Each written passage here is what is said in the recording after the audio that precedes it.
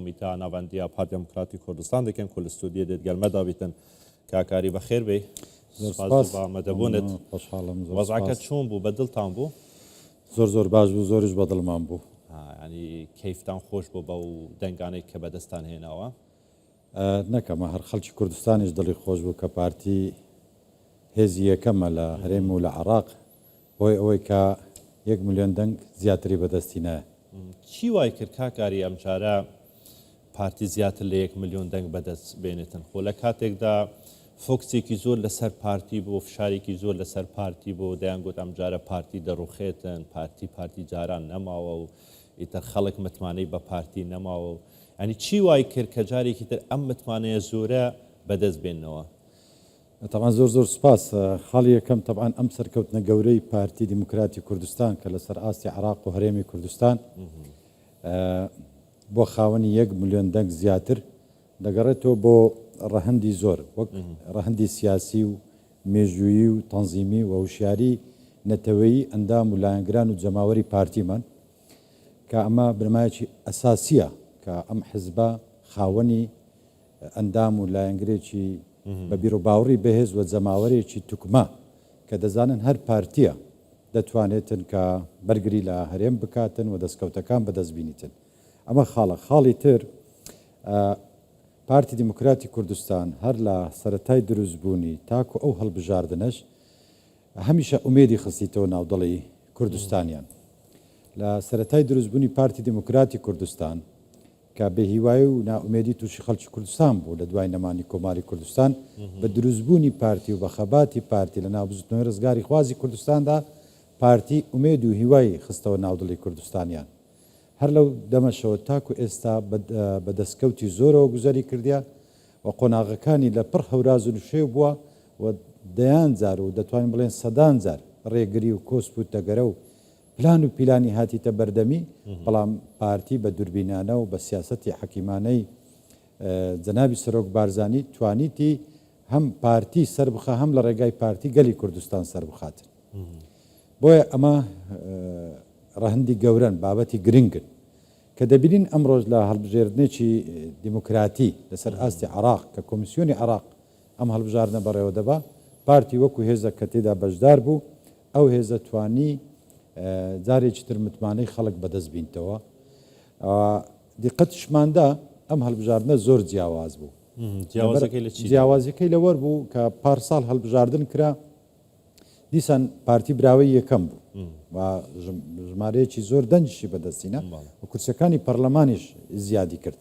بەڵام کە ئەم هەڵبژاردنە لەگەر لە نێوان ئەم دوو هەڵبژاردنە بینیمان کە جیاوازی هەیە جیاوازەکەش لەوەی خەڵک سیقەی زیاتر بۆ پارتی دروست بووە باشە کاکاری لە 46ەوە گرە و لەگەر پارتی دەکرێتن لەسەر دووڕانی پارتی لەسەر نەمانی پارتی لەسەر کەمبوونەوەی پێگەی پارتی چ لەسەر ئاسیارێمی کوردستانی چ لەسەر ئاستی عێراق بیتن ئیتر هەر کاتێک بە پێی زروفەکەی خۆی ینی لە 2025 ئیتر سەلمانتان کە بۆ هەموو لانێکی چ ناوخۆی بی چ دەرەوەی بی چ جیهانەی بیتن کە پارتیەکی جەماوەریە خەڵک قەنەعەتی بە پارتی هەیە خەڵک باوەری بە پارتی هەیە خەڵک متمانەی بە پارتی هەیە ئیتر ئەو هەموو دژاتیە لە پایچی طبعا پارتی دیموکراتی کوردستانەوەکو باسم کرد بە ئاسانی نەهاتیە بەڵام بەهێزەوە هاتووە هەنی بە بیر و باوەڕ و بە ئیرادەی بەهێزەوە لە خەبات بەردەوام بووە و لە هەموو پرسە سیاسی و نیشتیمانی و نەتەوەیەکانیش ئەو ڕێگریە هەبووە لەسەر ئاستی ناوچەکە بەگشتی و عێراق و هەرێمی کوردستانیش بەڵام ئەمڕۆ واقعەکەیە لە ناو خەڵکی کوردستان کە دەبینن تاکە هێز کە پارتیە بتوانێتن مافەکانیان بەدەست بینی و بەرگری لە دەستکەوتەکان بکاتن و پارێزەری خاک و نیشتیمان و هەرێم بیتن ئەمەش سیقەی پارتیە لەگەر خەڵک لەگەڵ جەماوەر نەکۆ ئەگەر بە حیسابی ئەو ڕکابەر و ئەوانەی کە جەنابیشت باست کرد گرە و لەسەر پارتی دەکەن ڕۆژێک پارتی لاواز دەکەن ڕۆژێک نایهێلن ڕۆژێک دەیگۆڕن بە هەر حاڵ ئەوانە تەجروبە بوو دەیانتوانیت تەجروبە لە مێژوو وەربگرن کە لە شەستەکان لە هەفتاکان لە هەشتاکان زۆر گرەویتر لەسەر پارتی کرایە زۆر باشە بەڵام توانرایە ئەم قۆناغانەی کە لە پێشی بە زۆر بە سەرکەوتوی بەڕێ بکات بە دەردی سلێمانی دەڵێن ئەم پارتیەش حەلی نییە حەلی نییە ئەم جارش حەلی نەبووە نەوەڵە ڕێگری و بەردەمیش زۆر بوو ئەنێ هەندێک بابەت هەیە ئینسان پێویستە لێرکوانە باسی بکات ئەم پارتی دموکراتی کوردستان لەناو هەناوی خەڵکەوە دروست بووە ئەو پارتە بوویتە پارتێکی جەماوەری پارتێکی سەرتاسەری بە حسابی ئەو کابەر و لایەنەکانی تربە لە زۆر پرسیتر دەبواە پارتی هەر نەمینێت باشە کاکاری پارتی حەزبێکی منەظەمە بارەگەی هەیە ڕێخستنی هەیە بە پێی زانیارەکانی منیش داتابیسێکی باشی ئەندامەکانتان هەیە ئەو دەنگانەی کە سەروی ملیۆنێک و نزیکەی 100,000 دەنگە هەمووی ئەندامی پارتیە دەنجی بە پارتیدایە یاخۆت لە دەرەوەی ئەم داتابێسە خەڵکی تر سربەخۆ بووە خەڵکی لایەنەکانی تر بووە ئیتر قەنەعەتی بە پارتی هەبووە دەنجی بە پارتی داوە ما تەنها پشبەستن نەبوو بە ئەندام و لایەنگران بە ئەندام و لایەنگرانی مە بەردی بناغی ئەو دەنگەیە ڕاستە بەڵام خەڵکەکی زۆری تریش دەنجی بە پارتیدایە لە هەندێک شوێن ئەمە دەنگمان نەبوو هەبوو کەم بوو بەڵام زیادی کرد بۆ نمونە کۆیە بۆ نمونە تەقتەق ئەنی ئەو شوێنانەی کە دەنجی پارتی تێدا کەم بوو هەم لە هەڵبژاردننی پەرلەمانی کوردستان هەم لەو هەڵبژاردنەش سێ بەرامبەر دەنگەکانی زیاتر کرێت تەنانەت کاندیدمان لەوێ سەرکەوتیە ئەگەر بە تەنزیمی ئێمە با لەم سنوورانە دەبایە دەنگەکانمان وەکو خۆی بی ئەمە خاڵی تر بە تەوازن بە تایبەتی لەو سنوورەی دەوروبەری هەولێر مەقسە دەکەم دەنگەکانی پارتی بە شێوەیەکی زۆر ڕێک و پێک بەسەرکەتیە دەنجی لایەنەکانی تر کەم بووە ئەمەش یەک باسم کرد هەم ئەو پارتی خەڵکە هەم سیقەی خەڵک بەو پارتەیە هەمیش لە کاروانی سیاسی و ئاوەدانی و خۆشگوزەرانی نەوەستایە و ئەو بەڵێنانەی کە پارتی دموکراتی کوردستان لە بەنگاشەکانی هەڵبژاردننی پێشتر دەیدا بە خەڵکی کوردستان لە حکومڕانیدا جێبەجێ دەکرد باشە کاکاری چی دەکەن بۆ ئەوەی پارێزگاری لەو پێگەی پارتی بکەن یان لەو دەنگانە بکەن کە بە پارتی درایە بۆ ئەوەی لە هەڵبژاردنەکانی داهاتوودا پارتی ئیش لەسەر 2 ملیۆنی بکاتن ئیشتان چی دەبێ بەڕنامەتان چی دەبێ یان خود بەڵێن و وعدی ئێوەتان چی دەبێ بۆ ئەو دەنگدەرانەی کە دەنجی بە پارتی داوە پارتی دموکراتی کوردستان لەگە خەڵکی کوردستان ڕازگۆ بووە لە هەموو پرسەک لە هەموو بابەتێک بە تایبەتی لە بابەتی حکومڕانی کە پرۆژە و خزمەتگوزاریەکان بووە ئەم جارە ئەرچی پارتی چۆن قورس بووە لە ڕابردوو و لە ئێستا قورسترە لەبەرەوەی خاوەنی 1 ملیۆن دەنگ زیاترە دەبێ زیاتر لەگەر خەڵک و خزمەتی خەڵک بکەین و خزمەتی هەرێمەکەمان بکەین خزمەتی سەرجەم شار و شارچکەکان بکەین ئەوە خاڵی تر دەبێ ئەو کاندیدانەیمە کە لە بەغدان پێداگیری زیاتر بکەن لە بۆ بەدەستینانی مافەکان و جێبەجێکردنی بەرگە و بابەتەکانی دەستوری لە سەروی هەمووانەوە ئەو یاسا نائەدالیەی کە لە کۆمیسیۆن هەیە دەربارەی هەڵبژاردنەکان کە لە عێراق پەیڕەو دەکرێت طبعا زۆر نائادلە ناڕێکە دەبێ ڕاست بکرێتەوە و کاندیدانی مە دەبێ پێشەنجی ئەم بابەتە بن بۆ ڕاستکردنەوەی یاسای هەڵبژاردن بۆ ئەوەی ئێستا پارتی دموکراتی کوردستان کە دەبینین خاوەنی 1 ملیۆن دەنگ زیاترە دوو هەندەی ئەو کورسیانەی کە ئێستاکە هینایەتی بۆی هەژمار دەکرێتن و ئەوە پەیوەندی بە هەرێمی کوردستان و گەلی کوردستان و یاسای انتخابات هەیە لە عێراق بەڵام پێم وایە دەبێ ئەمە بکەین باشە کاکاری ئێستا پارتی وەکو حزب یەکەمە لە سەراستی عێراق وەکو دەنگیش دووەمە لە سەراستی عێراق ئەم پێگە زورەی پارتی دموکراتی کوردستان تایبەت بۆ عێراق بۆ ئەو نەیارانەی کە لە حکوومەتی عێراق بوونیان لە عێراق بوون دژی هەرێمی کوردستان بوون ئەو فشارانەی ڕابردوو کە لەسەر هەرێمی کوردستان کران لە بڕینی بودجێ هەرێمی کوردستان موچە خۆرانی هەرێمی کوردستان ئاراستەکردنی درۆن بۆ هەرێمی کوردستان لە دادگای فیدرالی و هەوڵی لاوازکردنی پێگەی هەرێمی کوردستانیان درایانی ئەم پێگە بەهێزەی کە ئەمڕۆ پارتی بەدەستی هێنا دەبێتە هۆی ئەوەی کە ئیتر ئەمانە دەست لەو فشارانە بەردەن ئیتر ئەمانە بکەونە ژێرباری چارەسەرکردنی مادەکانی دەستور وەکو جەنابی سەرۆک دەڵێتن ئێمە زیاتر لە دەستور ناخوازین ئەو دەقانەی کە لە دەستور هەیە ئەو مادەنەی کە لە دەستور هەیە چی بە هەرێمی کوردستان درای ئەمە ئەوەی دەخوازین دارێ پێم وایە پارتی بەبێت تەحالف هێزی یەکەمە ئەگەر لە عێراقیش یەکە کەوی دەنجی لە پارتی زیاتربی پێم وایە تەحالفات دوای کردێت دەنگەکانی زیاد ئەوە یەک دوو ئەو مەترسی و هەڕەشانەی لەسەر هەرێم و پارتی هەبوو تەنها لە ناوخۆی عێراق نەبوو لە دەوروبەریش بینیمان چەند فشاری زۆر گەورەی سیاسی ئەسکەری ئەمنی و تەنانەت میدیایی ئابووری هەبوو و لە عێراقیش ئەوە هەبوو و لە ناوخۆی هەرێمی کوردستانیش بەهۆی ئەوەی چەند لایەنێک دەچوونە بەرەیە کە دژی پارتی دەوەستانەوە بەڵام پارتی سیاسەتی حەکیمانەی جەنابی سەرۆک بارزانی و نەخشەڕێگای پارتی دیموکراتی کوردستان کە پلانی هەیە بەرنامەی هەیە دەزانی چ دەکاتن دووربینە بۆ بابەتەکان بۆیە زۆر ئەو بابەتانەی کە هاتە پێش لە کاتی خۆی وەڵامی هەو بابەتانەی ناحەزان هەموو درایتەوە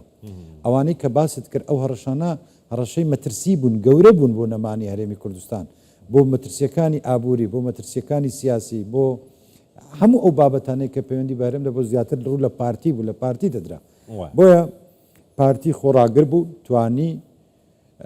هەم بەردەوامی هەبی لە کاری سیاسی و ئیداری و دەوڵەتداری هەمیش هەرێم بە پێگەیەکی بەهێز لە ڕووی سیاسی و دیبلۆماسیدا بهێڵیتەوە خاڵێکی تریش پارتی دموکراتی کوردستان لە پرۆسەی دیموکراسیدا خۆی بەردی بناغی پرۆسی دموکراسی لە کوردستان دانایە کە دیقەت بدەیت لە ساڵی 92 جەنابی سەرۆک بارزانی لە شاری کۆیە فەرمووی دەبێ خەباتی ئێمە بگوازینەوە بۆ خەباتی مەدەنی و ئیداری بەرەو هەڵبژاردنێکی پاک و بێگەر بچین بەرەو دروستبوونی دەوڵەتی موسەساتی بچین لەو کاتەش لە ساڵی 92 کە پارتی بەشداری انتخاباتی کرد ئەو کاتە هێزی یەکەم بوو لەو کاتەوە تا ئێستا بە تەدریجی پارتی پێشکەتیە و دەنگەکانیشی زیاد کردی و هەر بە یەکەمیش دەبینێتەوە ئێستا خاوەنی 1 ملیۆن دەنگ زیاترین خوا بە دەوی توشدا بڕێنێ بیکەین بە 2 ملیۆن سەرەڕای ئەو پێشهات و ئالنگاریانی کە لە پێشی پارتی بۆ پارتی ئەو هێزە بۆ کە ئێستاکە زۆر نوێنەرایەتی هەمووی کوردستان دەکات دەست خۆش ئێستا هەڵبژاتن تەواو بوو بەس قسە لەسەر پێکانینی حکوومەت پێکینانی حکوومەت دەکرێتن لە بەغدا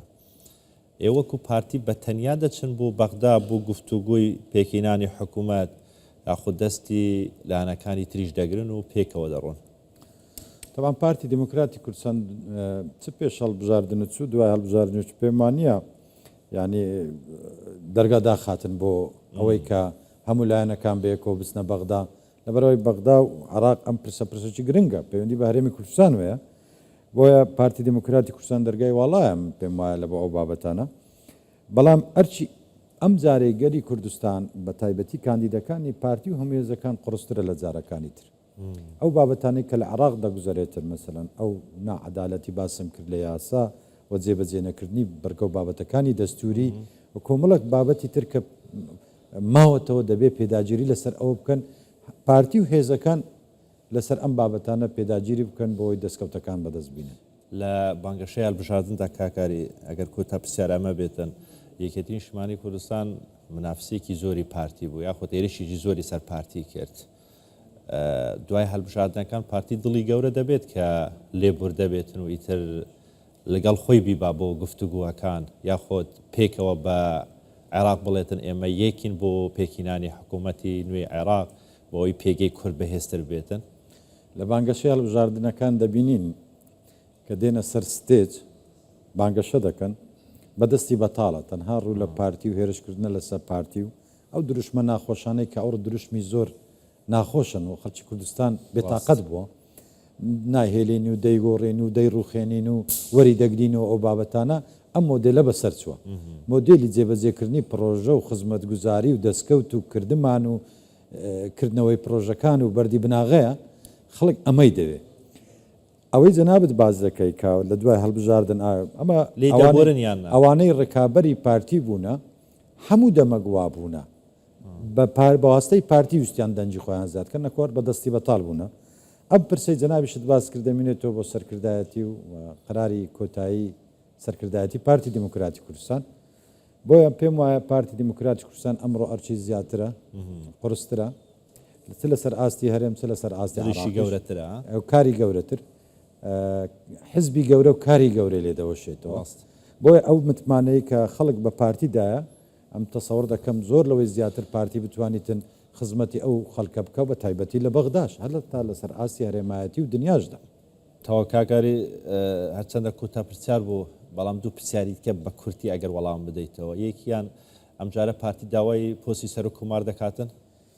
وەکو باسم کەرە و پرسانە زیاتر پەیوەندی بە سەرکردایەتی ئێمەوەیە ئەوان دەتوان ئەو بڕیارە بدەن زۆر باشە پرسیاری دووەم کورسی دەیەم بۆ هەولێر بۆ پارتی یەکلایی بووە تەواو بە پێ ئەو دەرەنجامانەی کە لە بەردەستی ئێمە و ئەوی کۆمیسیۆن ڕایگەیان بۆ پارتی دموکراتی کوردستان یەکلا بوویتەوە بەڵام حەوت وێزگا ئەوە ئێوە دەڵێن معلوماتە لە کۆمیسیۆنە وەرتان گرتووە یاخۆ بە پێ ئەو داتابێسی ئێوە بەپێ ئەو دەنگانەی کە لە بەردەستی ئێمەیە پارتی دموکراتی کوردستان کورسی دەیەم دەبا لە هەولێر بەڵام وەکو کۆمیسیۆن ڕایگەیاند حەوت وێزگا هێشتا فاتورەکان لە لای مە ڕای نەچێشە لەو شوێنانەیە بوو بۆیە ئەو حەوت وێزگا مایتەوە ئێستا کەوا خەریکی ئەوەنە